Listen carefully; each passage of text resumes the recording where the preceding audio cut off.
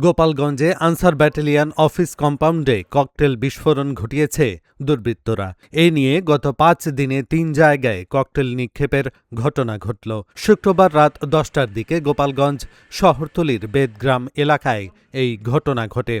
জানা গেছে, বেদগ্রাম এলাকার আনসার ব্যাটালিয়ন সদর দপ্তরের ভেতরে ডাইনিং বিল্ডিং ও মডেল বিল্ডিংয়ের মাঝখানে ফাঁকা জায়গায় জর্দার কৌটায় কালো কস্টেপ পেঁচানো একটি ককটেল নিক্ষেপ করে দুর্বৃত্তরা পালিয়ে যায়। এ সময় ককটেলটি বিকট শব্দে বিস্ফোরণ হলে এলাকায় আতঙ্ক ছড়িয়ে পড়ে। তবে এতে কোনো হতাহতের খবর পাওয়া যায়নি। বর্তমানে আইনশৃঙ্খলা পরিস্থিতি স্বাভাবিক আছে। গোয়েন্দা নজরদারি বাড়ানো হয়েছে।